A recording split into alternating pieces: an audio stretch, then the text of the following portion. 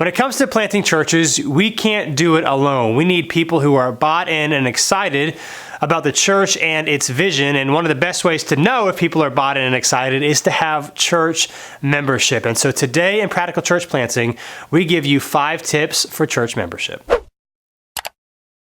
Welcome back to Practical Church Planting, where in 15 minutes or less, we'll give you practical tips, advice, and encouragement to help you plant and grow healthy churches. My name is Brian Androsian. Joining me is Dylan Dodson. And today we're talking about 5 tips for church membership. Yeah, this is called Practical Church Planting, not theological or philosophical. That's true. It's a different podcast. But the first one is kind of like that, but they're all practical. Because here's the thing, we think membership is important and helpful, and so we want to help you do it better from some of the things we've learned. Yeah. So number 1, we would say that you should have membership. Now, if you go back to episode 12, way back when, you can actually listen to a few reasons why we think it's important. They're not like theological reasons why we think the Bible Scripture kind of points towards it, but just kind of some reasons why you should have it and what's helpful and some benefits of it.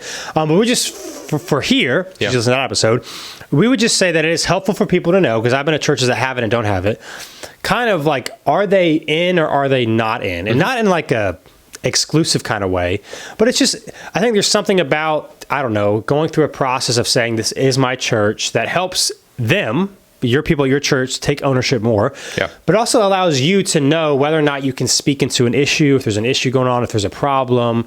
You know, if someone has not said that, yes, this is my church, then they could be a lot easier to be offended than if they said this is my church, because they could be like, why are you talking to me about this? You know, if that makes any sense. Yeah. This is the most, I would say, groundbreaking of our 5 tips. Yes, so I bet you never expected this one. But no, obviously we think it's an important thing to have. I think it helps people to get bought into the church, and it gives them especially if you kind of follow some of the other tips we're going to talk about in a minute, it gives them a sort of a platform to maybe ask questions and do things that they may not have had another opportunity to do. I think it just takes away a lot of maybe not necessarily the awkwardness, but kind of, am I in? Am I not in? What's going on here? Although the membership process could take a lot of work, a little bit of work to set up. Sure. I think it's the cons or the pros of it are, again, even taking away the theological reasons for it, are very good for your church, just for you and for them to know, are we in? Are we not in? And for just accountability reasons, and just if there's issues, you have a place to address it because they've said this is my church. So absolutely. I think you should definitely have it for those reasons. But again, go to episode 12 if you want to learn more about why. Number 2, here's a tip for, and this one may not necessarily be groundbreaking, but just something to think about, is that you should have a process for joining. Now, at New City, we call membership partnership, which doesn't really matter what you call it. We won't really explain that why here, but universally we understand as membership, so we're calling it membership in this episode.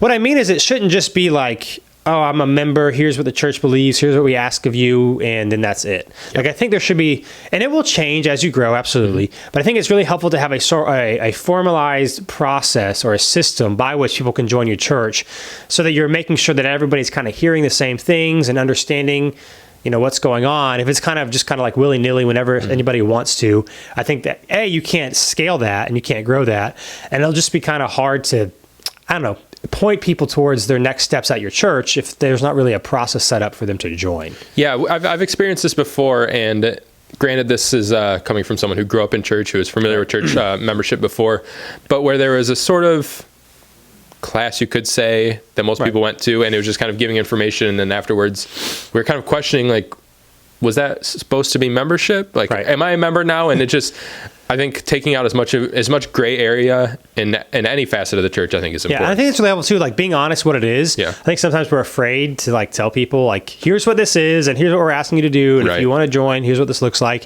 Have a process and be open and honest about what that looks like. People will actually be able to be much more grateful to actually know what's going on. Totally. And they won't feel guilty if you're there. Even for us, you know, we'll talk about ours, pretty much ours is, and the process could look different. Some people have like a 6 to 8 to 12 week process. Some people's are fairly simple. Ours is quite simple. It literally is about a 75 to 90 minute lunch where we explain to you, you know, what we believe, why we believe it, what we ask of our partners to do, what does it look like. We kind of go through the whole process, and that's pretty simple. But it's a standard process that everyone goes to. It's on the calendar, and that's, if you want to be part of New City, that's how you do it. That's our process. Whatever it looks like, I would just recommend putting a repeatable process in place for new people to go through so that they know what it looks like and how to actually join the church. Right.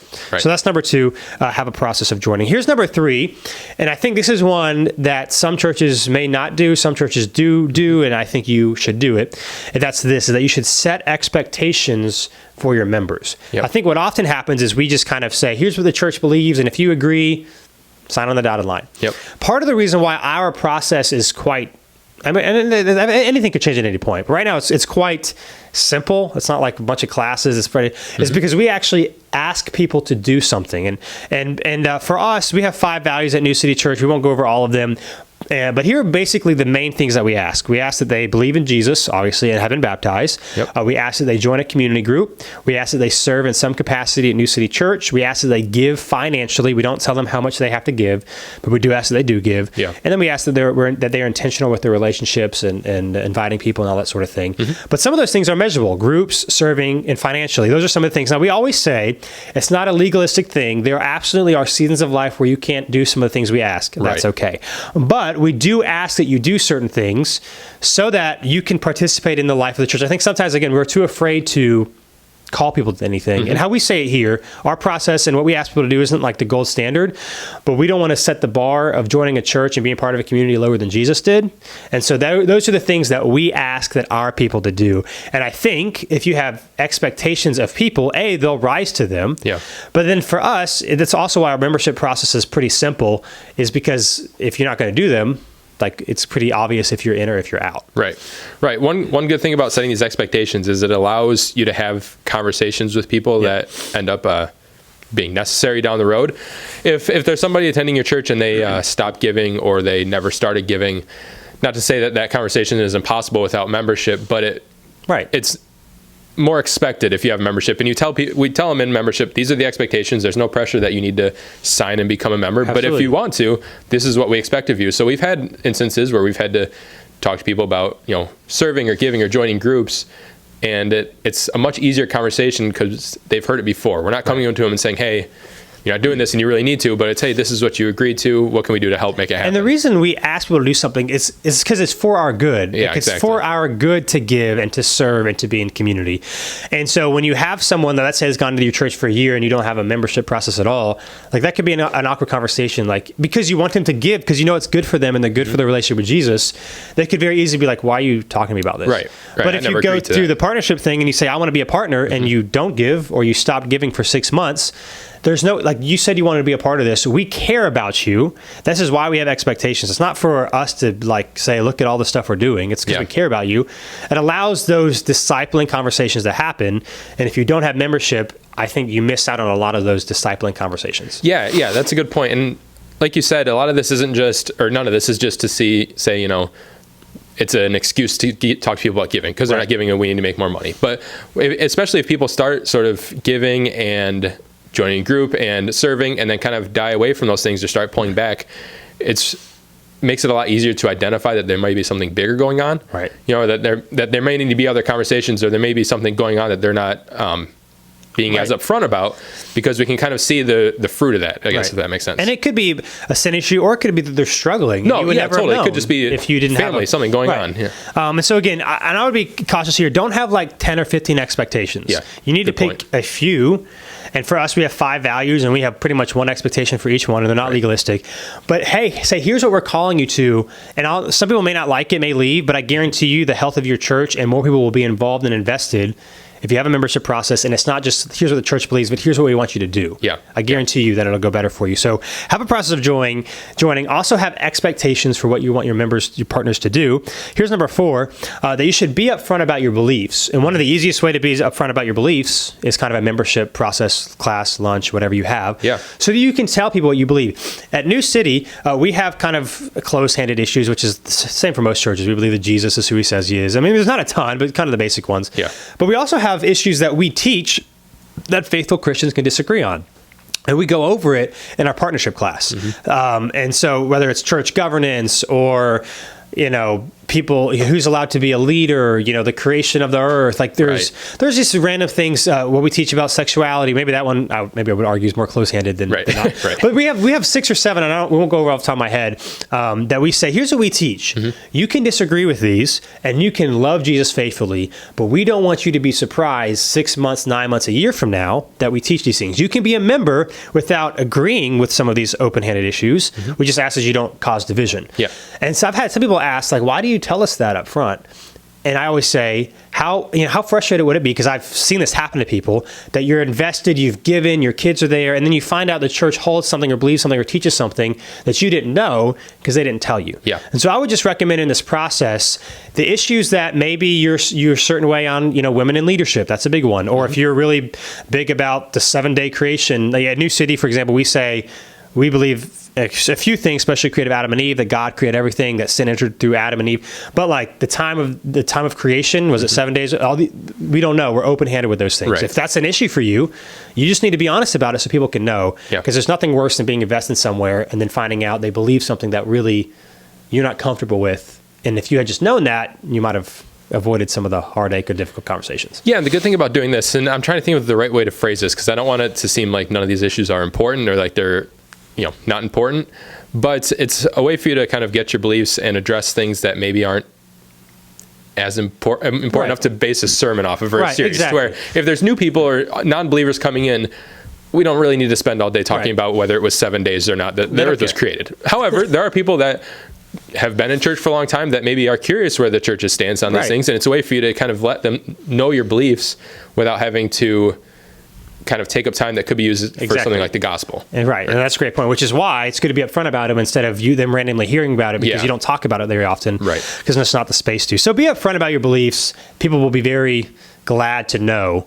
And even if they might disagree, the fact that you're just telling them up front makes them more comfortable and, makes it feel like you're not hiding something. Yeah. And then lastly, we'll go with this one quick, is to do something. We do something here that other churches do, but I think more churches, I kind of think every church should do it.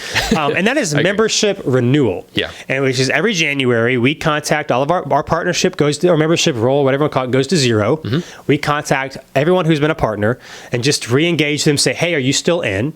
The partners, because we track these things that are not doing all of the things that they said they were going to do, we ask them, how are things going? Can we help? Are you still all in here? Not as a guilt thing, but as a way, because again, we want to disciple people to make sure they're all in. The nice thing about doing this every January is that it no one feels like they're being called out. Right. It's like, and it sets you up as a healthy rhythm of engaging people who may have fallen off throughout the year without them feeling guilty. We contact everybody. Most people, there's no problems, but it allows us to have an easy conversation of, hey, what's going on in these places? You said you wanted to be a partner, you were doing well. Yeah. How can we help? And that sort of thing. Yeah, one of the things I like about this is it promotes, I guess, transparency and honesty in the church. Right. In other words, like we talked about this at we had what we call Vision Night a few nights ago, and what we said is we don't want to be a church that has 150, 200, whatever people that attend, but somehow 350 members. And I think it keeps the church honest that we're not trying to inflate numbers or act like we're something different than we actually are. But we want to say that these are our members, and we want to say that the people that are members are the ones that actually want to be members here and are doing what they need to be doing. And one of the things that drives me crazy is that we don't want people to check a mark off the box. Right. With the community groups or whatever, which is why, people that don't come to group, we have conversations and have them re-engage groups at a later time. But like, I don't want someone to be like, well, I'm a church member, so God's good with me, but you don't do anything to actually make yourself a member. Sure. And so we call people to a high standard. Some people get frustrated with it, but our job, right, is to, our mission statement, everyone's is somewhat similar, help people meet Jesus and grow in a relationship with him, to disciple people. And one of the way you do that is by making sure people are good and following up with them when things are not going well or if they've fallen off in some reason. Not to guilt anybody, but at the end of the day, it is for their own benefit that you do it. And having a membership renewal process every year makes those conversations easy and not awkward when you have to have them. Yeah, absolutely. So again, those are 5 tips for membership. Number 1, have it. Number 2, have a process of joining. 3, set expectations for members. 4, be upfront about your beliefs. And then number 5, do some sort of membership renewal. So thanks for listening today. As always, you can go to practicalplanting.com. You can go there just to watch these if you're listening to the podcast, or you can go to .com/questions if you have something that you want us to talk about in a future episode. And until next time, we'll be with you on Practical Church Planting. Thanks so much for watching this episode of Practical Church Planting. Whether you're watching on Facebook or YouTube or Practical Planting, wherever you are, whatever you're doing, make sure you like or subscribe or do whatever it's telling you to do or should do on that platform. And hey, if you are so tired of looking at our ugly faces, but you're not tired of listening to our beautiful voices, then you can find our podcast if you just search Practical Church Planting on iTunes or Google Play. Make sure not to just find it, not just to listen, but to subscribe. Make sure you subscribe. Brian, tell them to subscribe.